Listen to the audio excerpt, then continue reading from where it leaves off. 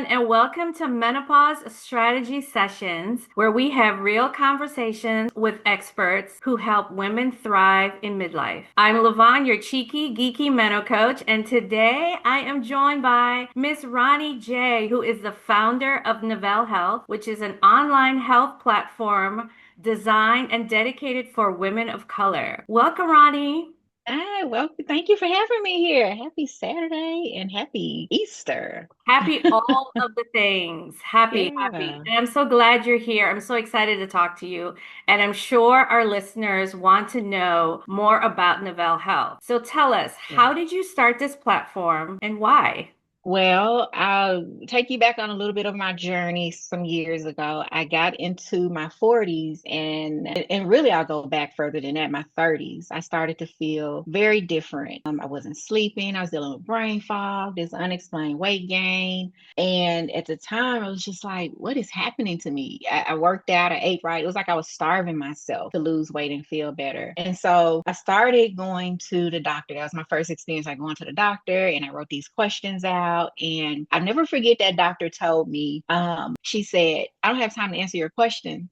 And I was just like, well, why am I paying you if you can't answer my questions? And granted, I know doctors have these 15 to 20 minute, windows to spend with patients, but your job is still to provide a service to the patient. That didn't happen. So I left feeling defeated. I left, I did get blood work and all of that stuff drawn. And so she did notice like a slight increase in my, thyroid numbers. And so she was like, oh, but it's nothing to worry about. We're good there. And I was like, okay. So I've continued on my journey. I was, still trying to figure it out. But I also during that time period, I gave up because I went to her a second time. Of course, you got to go back and get your labs read and all of those things. And I was just like, I'm still feeling the same way. And I was told, well, no, it's gonna be okay. Why don't you try to work out? And I said, I'm working out. I'm working out. I'm eating right. I take pictures of my food. I used to post my food on Instagram just to like show like, hey, this is what I'm doing. I used to box every day. So I'm like, I'm working out, I'm doing all of the things, but nothing is happening. And so eventually I just got defeated. At this time, I was probably maybe 34, 35. So I just spent my years struggling and trying to figure it out. And then I started finding herbs, and those things would give me a little bit of energy, but it wasn't doing enough. And so eventually, when I got into my 40s, I was like, this sucks. Because I always heard these great things about being 40. And like when you get to 40, things are different. You step into your full self. And, that's when you really find your voice. And I was just like, this sucks. This absolutely sucks. And if this is what it's like, I don't like it here. And so I went on this journey to just try to figure out what is going on in 40s. And so I started a podcast, Navigating Life After 40, where I was talking to other women about the joys and nuances of midlife. And just in that discussion, there were other women who also shared the same stories, and that most of those women looked like me. And I was like, okay, this is a problem. So it's not just me. And I was like, well, what can I do about it? And so I just kind of sat with this idea and I just never touched it. I remember at the same time just kind of moving into this new leadership position at work, and I could be mid sentence and I would just go blank. And it was so embarrassing because I'm like, I know my stuff, but I feel stupid right now. And I thought I had dementia. I thought I had all of these things going on. I was like, I'm gonna die. My grandmother just died from this like 4 months ago. I'm gonna die too. And so I was just being overly dramatic. And I did eventually go back to the doctor because it got to the point where like the weight gain was just getting out of control. And also the brain fog was crazy. And so eventually I went to one doctor and I asked myself, could I be in perimenopause, just doing my research? And he laughed at me. And Oh, at the time I was about 43. And he's like, no, you're too young to be in perimenopause. You don't know what that is. I said, I do know what it is. And so I was explaining to him what it was. And so we had this little powwow because I didn't think it was appropriate for you to laugh because I'm asking you a question. And so that's when I eventually went on my journey. Okay, I got to figure this out. I have to come up with a plan. I did eventually find an OBGYN who did confirm, like, yeah, what you're experiencing is perimenopause symptoms. In addition to that, I was also dealing with thyroid problems. They both mimic each other. A lot of women don't know that. And so that's why it's always important to get that that check first. So the first doctor who told me, oh, it's slightly elevated, it's nothing to worry about. But eventually it did become an issue. When she should have solved it then, she didn't. I eventually just, between the podcast, doing research and everything, and also with this OBGYN who confirmed it, but she wouldn't do any tests. And she looked like me. And I was just like, this is crazy. You're not helping me. And instead, you're wanting to put me on an antidepressant, which some antidepressants are known to support with perimenopause symptoms and keep those down. But I was like, I don't want that because I know what it is. I was a therapist for 20 years. So I know what this does. I don't care how low the dose is. I don't want it. I got to solve this problem. And so Women's Health started, to take a shift. And God gave me this idea for this app. And I was like, an app? I don't know the first thing about building an app, but I knew times were changing. I knew AI was coming on the scene. I knew that there were people you can hire to do coding and stuff. But I was just in my mind thinking this is going to take years to do. But it didn't take years, And granted, it's been a slow process, but now we're near the end. That's what led me to start Navelle Health, is just going through my own challenges and just talking to other women who look like me. And also just doing the research and just realizing that women are being dismissed and these women are looking like me. And these women are being told like, oh, it's just you're getting older or it's nothing going on. Same thing with me. And they're going on to gain weight, which is leading to diabetes and hypertension. And when you look at Black and brown women, those numbers are higher for us because no one's supporting us, but there is no research that those numbers are higher for us. But if we can stop these things in the beginning and try to support it, well, if the providers can, then maybe we can help reduce those risks. And so, yeah, that took me on my journey to start Navelle Health. I know that was a long explanation, but I had to take you back to bring you forward to where we are now. And that is And quite the yeah, journey. And I do have to yeah. interject this. What you have just said, that is the voice of so many women. Your journey sounds almost identical to mine, with the exception that you started yours in your 30s. I started mine in my 40s. And I think what was worse for me is that I kept going to that same female owned and operated OBGYN practice over and over. I went to them for 7 years, complaining of exactly the same thing. The weight gain was astronomical and crazy. Yeah, And yeah. I was told that I should try a liquid diet. I was like, no, ma'am, I'm not doing that because Mm-hmm. I need to eat my food, because I was working out like crazy. I was lifting heavy. Yeah, me too. I was doing all the things exactly what you said. And then the weight came in the middle. And for women, Mm-hmm. we don't want a spare tire, right? Exactly. We don't want that, right? And we were trying Yeah. so hard. We're going to the gym, we're working out, we're lifting heavy, we're doing all the things. And then that's coming. And every time you go in, they're like, oh, you're getting older. Oh, it's the stress. The girls are getting older because I have two girls. And I always knew in my mind that something was not right. But you know what? I didn't have the words to call it perimenopause.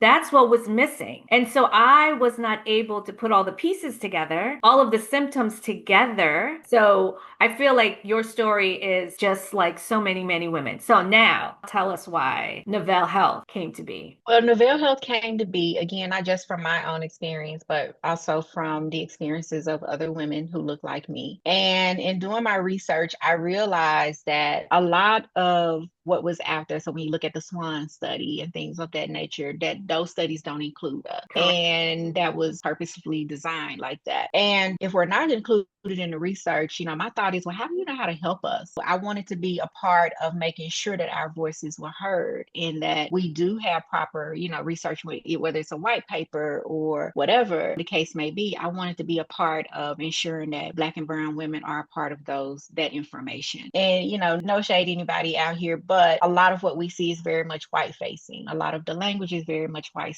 facing. Our experiences are different. We start perimenopause about 8.5 months before our white counterpart. No one speaks to that. Again, we also, it leads to more health issues for us. And then there was a recent study that came out in the UK that showed 88% of Black women never had been talked to about menopause. And so we have to have those conversations and we have to be okay with having them. And so going to a point that you made, which is why you didn't have the language, is because no one prior to this Gen X generation, I would say, has really been talking about menopause. My mother didn't talk about it. I think I heard my grandmother mention it one time. We were in a grocery store. It was me, my grandmother, and one of my aunts, and my aunt was having a hot flash and she had to go stand in the freezer. Yeah, she had to go stand in the freezer. Ow. My grandmother was like, I've only had one of those. And I was like, probably because you had all those kids, you know, but no one had the conversation. I saw my mother change, behavior change, and she just became very different, but I didn't know what it was, you know. I want Navelle to be a place where women can come, women of color, they can come and get the support that they need by providers who are well educated and well trained in how to serve underrepresented communities. Even in just the funding and the things of that nature to try to get this started has been just a big challenge as well, because we get less than 1%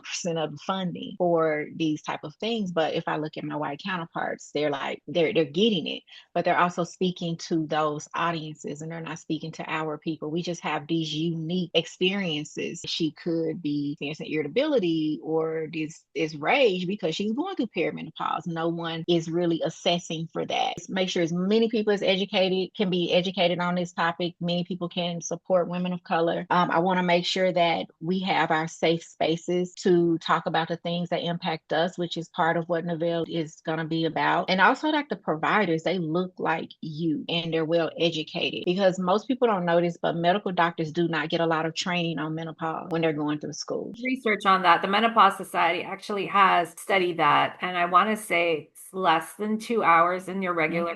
So you're going to the doctor and you're like, I got this symptom, I got that symptom. And they're just like, well, they're telling you you're getting older, or oh, maybe it's just stress or something. No, you have to really properly assess. This woman is coming to you. She's 43 years old. This is possibly what's going on, not this. But that's where proper assessments come into play. And recently I was able to train a group of clinicians at a social work conference. And we talked about that because even they were going through, and what we were taught as clinicians was you assess and diagnose, and you do that quickly for insurance purposes and everything. However, where the miss is, even when it comes to our DSM, is that, which is a diagnostic and statistical manual. If anybody's wondering what the DSM is, it's like our Bible in psychology. So there's a miss because there's nothing there for that, and it needs to be updated. And so I was really shocked because only one person in the room said, this is actually something that I take into consideration when I get a client or a patient in my practice who is a woman that is over 35. And I was like, wow, one person out of a room full of people.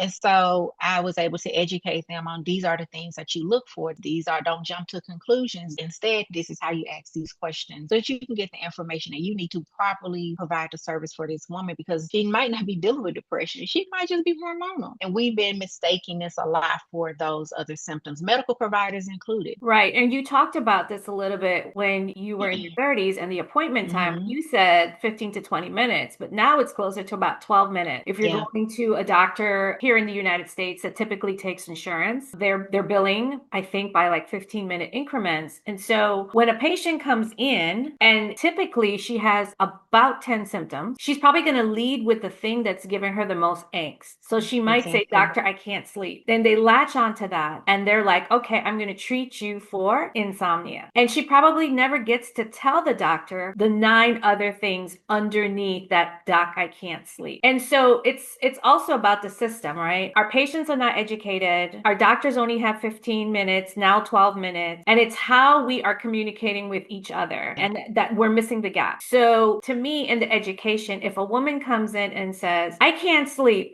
but I have all these other symptoms, and these are the triggers, and this is what I've tried, and presents a story that paints a more fuller picture, then that helps with the doctor diagnosing, or at least thinking about, oh, wait a second, this might be related to perimenopause, putting the pieces together, right? So it's on the one hand, the education for our patients, and then also the doctors taking those pieces together and aligning it to what we want to call our perimenopause symptoms or something like that, knowing this is a woman between a certain age group. And I'm glad you mentioned that too, because at Navelle, that's something that we absolutely are not doing. The 15 minutes, that doesn't work. Okay. It has to be a longer period of time. And 30 minutes is ideal because it gives you an opportunity to spend with this individual to learn about them and their symptoms. And one of the things that I always say about the healthcare system, it's like an assembly line of care. And I absolutely hate that. And that was another reason why I started Navelle, is because I'm like, I hate this assembly line of care. I've tried some of the competitors too, and it's like, okay, there's this assembly line of care. I understand understand numbers. I understand what investors want to see, but how are we properly taking care of women so they're still not feeling like, oh, I'm coming through, I'm next in line for my 15-minute check, and then it takes me forever to get back in to see somebody else. That shouldn't be the case. Women shouldn't have a challenge getting an appointment or getting the information or the education they need. Also, another thing with Navelle is our focus is on whole woman support. A lot of platforms, they don't focus on whole woman support, and that's very important as you're navigating any area of menopause. Focus on like, oh, we're going to just treat the symptoms, we're going to give you some medication. No, there are mental health aspects to this, there are nutritional aspects to this, lifestyle aspects to this, and we have to incorporate all of those things to make sure that this woman is getting the full support she needs, not just a band-aid to deal with these symptoms right now. I love that approach. It is a holistic approach to your care in one Mm-hmm. place, one login, one place, which is what we need because, one of the things I talk about a lot is education first and your strategy second.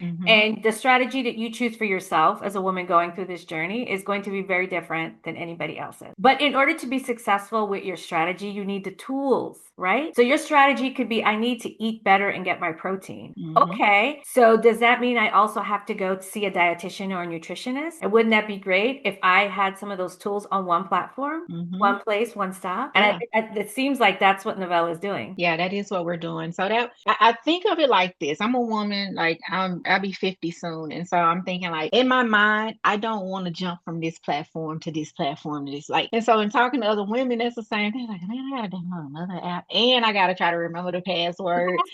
Yeah, I can barely remember the password to this. Now I gotta remember this password. So no, as someone who has that background and understands the importance of mental health and how it impacts us, especially as we are going through this transition, I feel like we have to include this whole woman care approach because that's what's going to help the woman feel better. And so, yeah, and we also use a collaborative care approach. So if you're going to, a medical provider and you've also met with a nutritionist, that medical provider can have access to see, oh, this is what you're working on, this is what you're doing over here, or mental health wise. So it's a collaborative care approach as well. So I like that about what we're doing too. That's important. Full circle moment. Yeah. You got your own team of people supporting you. I love that. Yeah. So if you were to tell women of color 3 things, I know there's more than 3, but if you can sum it up into 3 things they should be on the lookout for during this time, especially in perimenopause, and they should not put it to the side. Because you know how sometimes we say, oh no, I'll take care of that later because I'm busy. What are 3 things they should focus on and prioritize in their health? I would say focus on one thing that comes to me is unexplained weight gain. As we get older, sometimes we go, oh, I'm just getting older, guys. The weight. No, focus on that. Another thing I would say is changes in mood. Are you more irritable now than you were maybe a year or 2 ago? Especially if you're maybe like, let's say you're 35, 36, and you're like, man, or people are telling you you're getting mean or you're getting irritable or whatever. Pay attention to those things because that could be one of the signs. Also pay attention to any type of rare symptoms that you never noticed before. So you might smell something like, why am I smelling gasoline so much? Or another one that has been concerning is this fear of driving all of a sudden. And so start paying attention to those small things because those small things are a part of this. It doesn't mean that you're going crazy. It can make you feel like you are. Even the brain fog, if you start noticing like, man, little, these lapses in memory, like I walked in this room, I can't remember what I walked in here for, although that is a real thing. But if you start to notice it happening a lot more frequently, or you're mid-sentence, like in my case, and you just go blank, pay attention to those things and write down everything that you're noticing. Keep track of that. That's going to be your tool to advocate for yourself when you're going to see the provider. And that's one of the things that we do have in our app, is a way for the women to track those symptoms so that they can, and you can share that with your provider. So it's also an advocacy tool too. We're rolling this out in phases, and phase 1 is all about advocacy and education and community. And so you'll be able to have those things there so that once we get to phase 2 and you're like, okay, I want to transition over here and continue this work with you guys, but in the meantime, I have access to what I need to advocate for myself. Track every single thing. I don't care how small it is. Write it down. Just get you a journal and just track it. Write down the shoulder, because it's called frozen shoulder, and I had it, and I thought I had thrown myself off the bed while I was sleeping. It's a real thing, but I didn't have the words to explain what that was. And so, yes, write everything down. You are living in your body 24 hours a day. You know your body better than anybody else. Anybody else? Yeah. And the gasoline smell, I did that too. Yeah, those phantom smells are real. And you're wondering, like, why am I smelling this all of a sudden? Yes. Pay attention to everything, especially once you get to over 35. Now, granted, there are, it's a small percentage, but there are some cases where it can start earlier. But in most cases, we're seeing like 35 and up, where women's bodies are starting to change, especially once you're over 40. Heart palpitations, you might think, oh my God, I just got this sudden anxiety, having this heart palpitation. It's related to perimenopause. Write it down. Write it down. Find a doctor who is going to listen to you. Exactly. And be an advocate for yourself. All the things. Yeah. So we're talking to each other at the beginning of April. When is Navelle Health going to be up and running? So